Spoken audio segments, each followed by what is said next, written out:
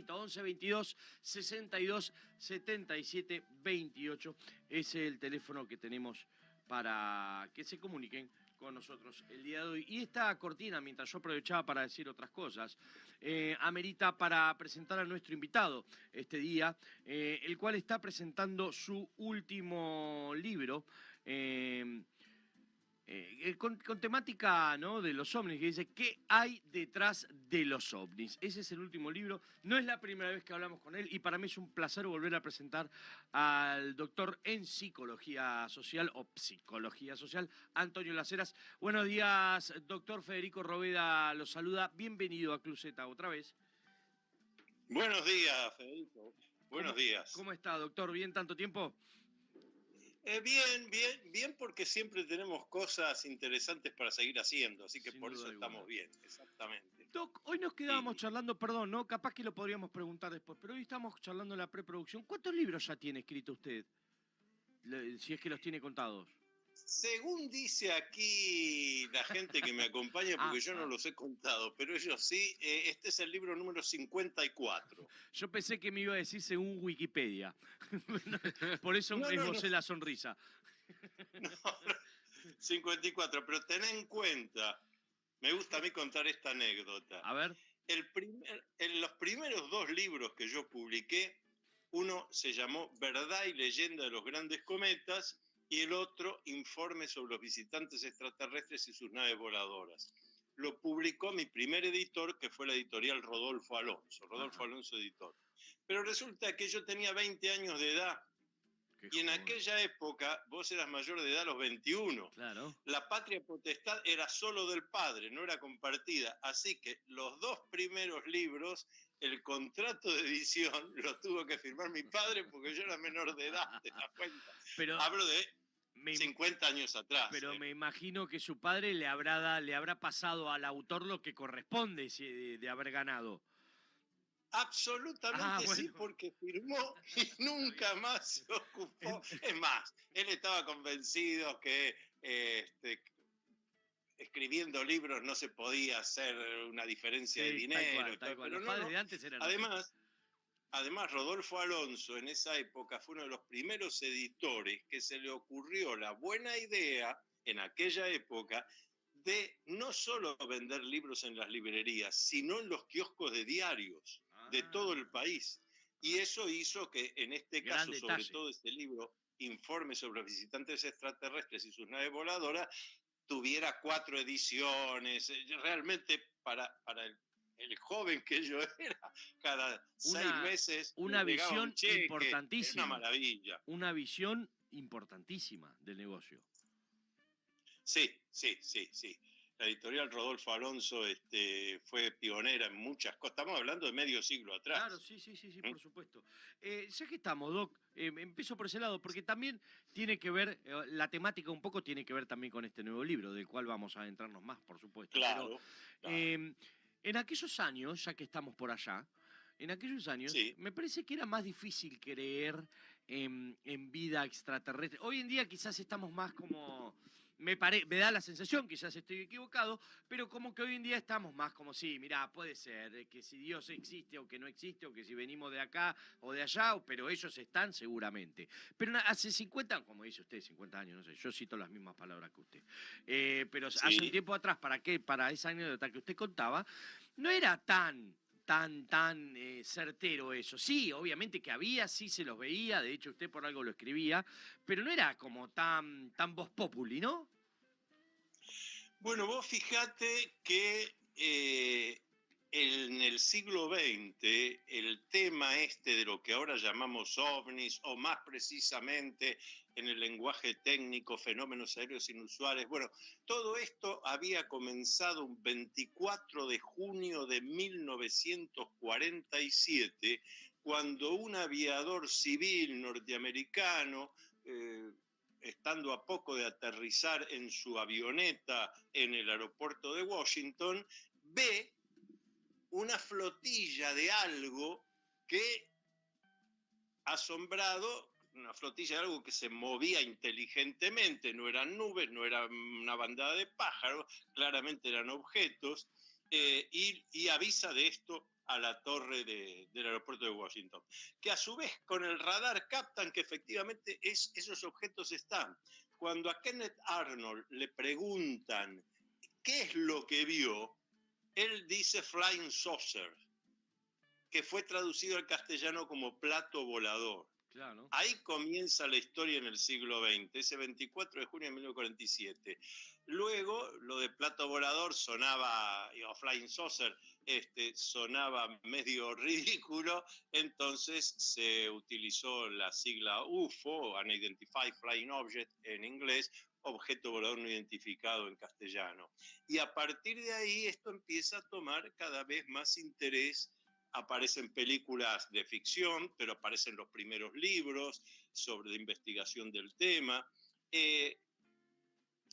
Seguía siendo una cosa reservada a un grupo en particular que tenía interés en estas cosas raras que se ven en el cielo. Hoy en día, tal como vos decís, es algo que podés salir a la calle y más de uno te dice, ¿cómo no va a haber? No vamos a ser nosotros los únicos en el universo. Claro. Doc, ¿y su padre qué decía, o su madre al respecto? Porque si le agregamos, como decía usted, con esto no vas a hacer diferencia económica, con esto no vas a hacer plata, seguramente te decía. De esto no te vas a cagar de hambre o algo así. Como decían algunos padres nuestros también, ¿no? Pero más allá de eso, si le agregamos que el contenido de esos primeros libros eran temas que no se trataban tanto, ¿cuál era la opinión de sus padres? De mi padre, concretamente, la que vos estás diciendo. Decía, bueno, Antonito se entretiene con esto, claro, pero va a tener que conseguir un trabajo. Ahora bien, pasaba lo siguiente. En los medios de difusión masiva, el tema interesaba. Claro. Recuerdo que ya cuando yo saqué estos libros, ya hacía 3 años, yo empecé, ni bien terminé la secundaria a los 17 años, dije, tengo que hablar de esto. En esa época, recién Radio del Plata comenzaba a ser Radio del Plata con su edificio en la avenida Santa Fe, sí. Un viejo edificio. Y ahí empezó el primer programa periodístico musical que iba desde la medianoche hasta la madrugada. El programa se llamó El Callejero, el periodista era Víctor Sueiro, el locutor Julio Lagos. Y a mí se me ocurrió que una forma de poder llegar yo a los medios, todavía no había publicado ningún diario, ninguna revista, ningún libro, pero ya daba conferencias en algunos lugares, conferencias de entrada paga, y venían 10, 15, 20 personas. Así que una noche me plantifiqué 1 hora antes de que empezara el programa en la puerta de Radio del Plata hasta que llegara Víctor Sueiro. Cuando vi que llegaba ahí, Víctor, me abalancé, le empecé a hablar. Le debo haber resultado muy gracioso porque llegamos hasta la puerta de la radio y entonces me dice, vení, pasá, así te muestro cómo es esto. Bueno, eso dio lugar a una larga amistad que tuve con Sueiro hasta que falleció. Él fue editor de 2 libros míos que publicó Editorial Planeta, pero bueno, eso ya mucho más avanzado. Pero haciendo esto, un buen día se me ocurrió que al que tenía que ir a ver era a Nicolás Pipo Mancera, que hacía los sábados circulares de Mancera, sí. Que después se fue de Canal 13, se fue al Canal 11 a hacer La Noche de Mancera, domingo a la noche. Ahí fui también. Hablé con los productores, ya tenía algunos libros. Bueno, los convencí de que me dieran 5 minutos de entrevista con Mancera ahí en su equipo de producción. 5 minutos que hablé con Mancera, me dijo el domingo que viene, que ya estaba en Canal 11, el domingo que viene vos venís a hablar de platos voladores. Y ahí me di cuenta, dije, si voy a hablar al programa de Mancera, le pido que al terminar me deje decir, mañana lunes doy una conferencia en tal lado. Terminé alquilando el Teatro Santa María del Buen Aire, que está en la calle Montevideo 842, que tiene 320 localidades. Todo esto para explicar lo que me preguntaste de mi padre. Sí, sí. Y le regalé una entrada a mi padre, fila 1 al medio. Cuando advirtió que se llenó la sala y que toda esa gente había pagado una entrada, al terminar la gente me aplaudió, yo me fui del escenario, mi padre se levantó. Es mi hijo. Y toda la gente pero que es su hijo, qué barbaridad, es tan joven, mire lo que hace. Estaba chocho mi padre. Pero qué lindo, ¿no? Pero qué lindo, me ¿no? Acuerdo. Poder haber dado esa alegría a su padre y que él sienta esa alegría y orgullo por su hijo, ¿no? Sí, fue así. Sí. Doc, ¿qué hay detrás de los ovnis? Más allá de este trabajo, que es lo que debe contener un poco en base a la pregunta que le estoy haciendo y es el mismo título del libro. ¿Qué hay detrás de los ovnis? Bueno, precisamente la mitad del libro está dedicada a buscar dar respuesta al título de tapa. ¿Qué hay detrás de los ovnis? Y hay unas cuantas cosas, pero lo que más me interesa señalar es todo el secretismo que los gobiernos, ciertas fuerzas armadas, ciertos grupos de investigación tienen en relación al fenómeno ovni. Yo les voy a contar lo que me dijo un testigo muy calificado para hablar de esto, que falleció recientemente. Un señor de nombre Edgar Mitchell. Por ahí les suena Edgar Mitchell. Edgar Mitchell es nada más que el 6º hombre que pisó la Luna. Miembro del Apolo 14. Sí. Yo tuve la oportunidad para buscar la respuesta a esto de qué hay detrás de los ovnis. He podido hablar con astronautas, con cosmonautas, con aviadores, con radaristas, con astrónomos, con astrofísicos, pero me parece interesante qué me dijo el 6º hombre en pisar la Luna, miembro del Apolo 14. Tuvimos un largo encuentro privado, está todo grabado.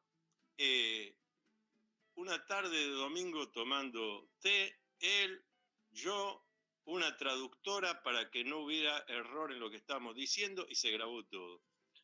Y Mitchell categóricamente me dice, vea Las Heras, lo primero que tiene que tener en cuenta usted es, hay organismos, empresas transnacionales que lo que buscan es información sobre cómo funcionan estas máquinas, qué características tecnológicas tienen, avanzadísimas en relación a lo nuestro. ¿Para qué? Para copiar estos modelos y después venderlos, ganar las licitaciones internacionales, etc. Y esos son, me sigue diciendo Edgar Mitchell, los que todavía hoy buscan desacreditar a los testigos de observaciones de vehículos extraterrestres dirigidos y desacreditar a los investigadores. Porque atrás de esto lo que hay es un gran negocio. Porque estos vehículos extraterrestres dirigidos existen, vienen a la Tierra desde tiempos remotos y en más de una ocasión, como no dejan de ser entidades inteligentes, pero no son dioses ni divinidades perfectas, más de una vez alguno de estos aparatos se ha estrellado en la Tierra. Claro. Y ahí van a buscar restos de todo esto para ver cómo se puede copiar esa tecnología. Bueno, este es uno de los temas que busco responder en qué hay detrás de los ovnis. Loco, más allá de que el libro incluye investigaciones sobre apariciones de ovnis, por ejemplo, aquí en América, ya en la época de la llegada de los españoles. Sí, igualmente, sí. A ver, como decíamos en un principio, ¿no? Hoy en día la gente está, inclusive los medios de comunicación, ya están más abiertos a este juego o a esta realidad, como quieran tomarlo, según quien lo tome. Y la verdad es que puede ser tanto verídico como no verídico, pero a mí me pasa que elijo creer que en cuadros, en pinturas de épocas, sí. En las que muy poca gente podía escribir o pintar, ya habían retratados ovnis. Después es convencerse, es investigar, es decir, ¿es cierto o no es cierto? Bueno, cada uno lo verá. Pero que existir, existen. Y existieron desde siempre. Eso no hay ninguna duda. Lo incorporo a Augusto para hacer alguna pregunta, doctor. Acá tenemos, hola Antonio. bueno, tenemos la gacetilla y acá hay una pregunta que te quería hacer, Antonio. Sí. ¿Cuál es su origen y por qué vendrían a nuestro planeta? Interesante. Primero, a la pregunta ¿cuál es su origen? Yo digo, y lo digo en el libro también, no vamos a pensar que son entidades inteligentes extraterrestres que a lo largo de miles de años o quizás más son las mismas que vienen del mismo planeta. Claro. En un momento en el libro le digo al lector, quizás en este momento que usted está leyendo este libro, en este momento por primera vez está llegando al sistema solar, no solo a la Tierra, al sistema solar primero, alguna nave que viene de un mundo con una humanidad que nunca había llegado a esta zona.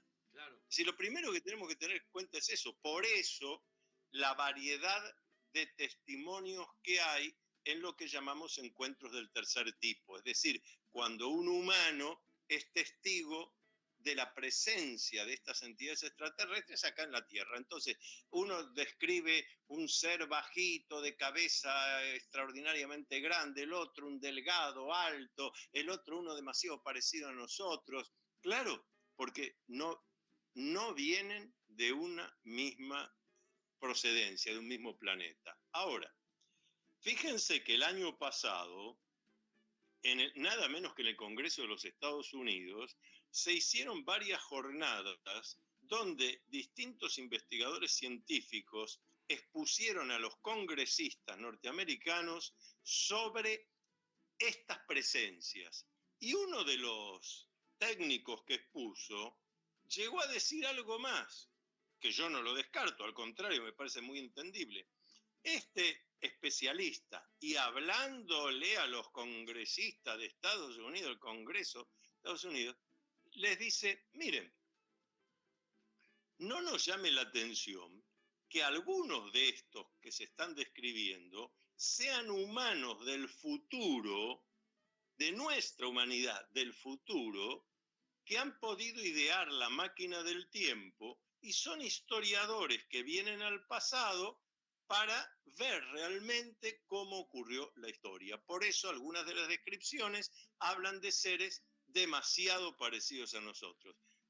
No lo dice Antonio Las Heras esto, yo estoy de acuerdo, pero digo, no lo dije yo. Se dijo hace pocos meses en el Congreso de los Estados Unidos. Y te repregunto, Antonio, ¿vos crees que ellos son los agresivos o nosotros somos los agresivos? Porque existe el mito social de que los ovnis van a venir a invadirnos y ya sabemos el resto de la historia. En el único lugar donde está constatado que los vehículos extraterrestres traen gente que viene a destruirnos, a hacernos daño, a querer eliminar la humanidad, es en las películas y en las novelas de ficción. En la realidad esto no ha ocurrido nunca. Ahora, fíjate vos que todo lo que está implícito en tu pregunta, y que es lo que más de una vez escuchamos, me pasa en las conferencias también, es vendrán a invadirnos, vendrán a sacarnos. Y si no, la otra opción es que me digan, pero doctor Las Heras, si vienen acá, ¿por qué no se contactan con nosotros? Todo lo que nos podrían enseñar. Es decir, todo está armado en términos de nuestro egocentrismo.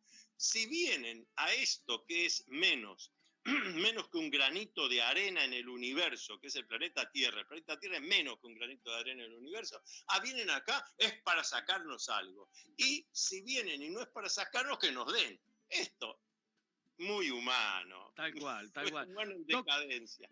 No hay nada de eso. Es más, a la pregunta que ahora alguien que nos está escuchando puede hacerse, bueno, pero entonces si vienen, ¿para qué cuerno vienen? Sí. Están haciendo lo mismo que aquí nuestra humanidad, en antropología, en ciencias humanísticas. Esto se llama, y cualquiera que haya estudiado metodología de la investigación científica en ciencias humanísticas, conoce que esto se llama observación no participante. Un grupo de antropólogos va a estudiar a una comunidad que vive en el Amazonas y que todavía vive de la caza y de la pesca. Bueno, no va a esa comunidad a decirle, usa el celular, encienda fuego con el encendedor, vea que... No. va, estudia, investiga y no interfiere. No todo es como las pasando. colonizaciones pasadas, es decir, no siempre tiene que ser así, debe ser así. Hay otras alternativas, no es que porque vamos a conocer un lugar tenemos que invadirlo y tenemos... El ser humano tiene esas características, como dice usted, destructivas o autodestructivas, pero no siempre tiene que ser así. Doc, a mí la verdad es que se me llena de preguntas, para ser claro y conciso, pero tampoco lo vamos a retener tanto tiempo. Digo, una era una de las preguntas es la que dijo Augusto, pero ¿usted nunca ha vivido un contacto? Entiendo que está clarísimo lo que usted dice de las corporaciones, de las organizaciones. Entiendo, quiero creer que inclusive hay grupos masónicos en el mundo que son parte de que estas organizaciones forman parte, que también ocultan o quieren, Pero usted no ha tenido contacto. Yo siempre digo que ustedes, los que veo en la tele, o a usted que lo veo acá, ya lo veré cara a cara en algún momento, pero le puedo hablar, es argentino, es nuestro. ¿Por qué no tienen ese contacto? Si ustedes son los que saben. Bueno, si es que no lo tuvo, ¿no? Sería, de alguna manera sería suponer que porque uno investiga ese tema, se nos van a venir a presentar. Claro. De todos modos, yo tuve 2 observaciones de lo que ya no llamo ovni, sino realmente vehículo extraterrestre dirigido. Es decir, en 2 casos distintos, separados por muchos años de diferencia. Uno cerca de San Pablo, en las afueras de San Pablo, Brasil, y otro caso aquí en la provincia de Buenos Aires, cerca de el río Luján, donde el río Luján pasa sobre la ruta, una zona que se llama Loma Verde. En ambos casos lo que vi fue un objeto aparentemente macizo, metálico, que reflejaba la luz del sol. En el segundo caso, en el primer caso fue de noche, era iluminado el objeto, y que te das cuenta claramente que es algo que se está manejando de manera inteligente, a baja altitud dentro de la atmósfera, lo que se llama un encuentro del primer tipo, observar algo. Eso me ha pasado 2 veces en mi vida, pero no hay ninguna relación que diga que porque uno investiga el tema van a aterrizar acá en la terraza de mi casa. Me imagino que por ser escritor de los casos estaría más que predispuesto a ese encuentro, ¿no? De poder suscitarse. Yo estoy predispuesto a que se aterriza y me dejan, me meto al interior del vehículo. Por eso. Claro. Tal cual. Agus, ¿querés preguntar algo más? Sí, yo quería ir tal vez un poco más específico, no sé cómo venimos de tiempo como para preguntarle. Lo justo. Sobre el caso Roswell, que como tenemos de público conocimiento, es un ovni que se estrelló contra, o por lo menos un objeto. Uno de los tantos. Uno de los tantos que se estrelló contra un granero. ¿Usted qué información tiene? Si puede ampliar esto. Información tengo bastante, tanto es así que hay un libro mío, El incidente Roswell, publicado en Estados Unidos. Mira. Una edición castellana publicada en Estados Unidos para el público de habla castellana también. Un libro que no ha llegado acá a la Argentina. Ahí ya no hablamos de ovni, obviamente. Ahí lo que yo señalo se trató de un vehículo extraterrestre dirigido. Son las 3 cosas concretas que sabemos. Vehículo porque era un medio de transporte, extraterrestre porque no fue hecho acá en la Tierra, y dirigido porque había una intencionalidad inteligente. Ahora, lo que sí queda en duda, después de toda la investigación que hice, otros investigadores coinciden en esto que voy a decir yo, es si realmente adentro del objeto venían entidades biológicas inteligentes no humanas. Porque aparentemente, esto no está del todo confirmado, aparentemente se extrajeron 2 o 3 cadáveres en la zona del accidente, 2 o 3 cadáveres de seres humanoides, cabeza, tronco, tórax, 2 extremidades superiores, 2 extremidades inferiores, pero que no eran seres humanos. Eso no está 100% comprobado. Lo que sí está 100% comprobado es que allí cayó un objeto entiendo que hace poco la Fuerza Aérea Norteamericana dijo que en realidad era un globo aerostático secreto de investigación. Sí, tal cual, como ahora los chinos. Por supuesto. Pero resulta que los restos de ese supuesto globo de investigación militar, etcétera, son restos metálicos que tienen una aleación de elementos conocidos en la Tierra, pero con una combinación aleatoria tal que ningún equipo conocido de aquella época en la Tierra, ninguna industria podía hacerlo. Tal cual. Claramente tal cual. Es algo de otra humanidad con un desarrollo superior. Doc, con esto lo despido, con dos cositas. Una, ¿hay que creer todo lo que se ve o se oye con respecto al tema? A mí lo que en estos temas me suena mal es la palabra creer. Porque creer es creer en Dios, en el demonio, en los ángeles. Creer tiene que ver con lo teológico. Aquí no se trata de creer, aquí se trata de preguntarse, ¿hay evidencias o no? Claro. Si hay evidencias, lo que yo he buscado poner acá en el libro que hay detrás de los ovnis es eso. Es decir, a ver, ¿qué conocemos concretamente? ¿Qué se sabe? Porque si no, si lo reducimos a una cuestión de creencia, nunca entramos en el campo en que hay que trabajar, que es el campo científico. Claro, la certeza. Bueno, ¿hay evidencias? Sí. ¿Hay evidencias abundantes? Sí. Las hay no solo en todo el mundo, las hay hasta desde la más remota antigüedad, como dijeron ustedes al comienzo de la entrevista.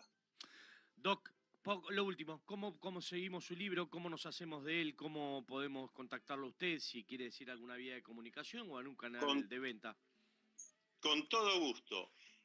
Tanto mi libro que hay detrás de los ovnis como los demás libros que he publicado recientemente lo pueden adquirir por Mercado Libre. Bien. No están en las librerías por un tema que en otra entrevista, bien, eso ya tiene que ver con el campo profesional, no están en las librerías, sí en Mercado Libre. Y me pueden seguir, sea justamente porque les interese la compra de los libros o de los cursos que estamos haciendo a distancia, estas investigaciones, todo esto.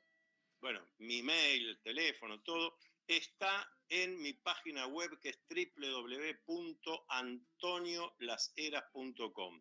Yo los invito a que visiten antoniolaseras.com, ahí van a encontrar todo lo que necesiten de lo que estamos hablando y de los temas de los que me estoy ocupando. antoniolaseras.com. La próxima lo esperamos en el estudio, invitamos el desayuno nosotros y charlamos mucho más tiempo y distendidos también.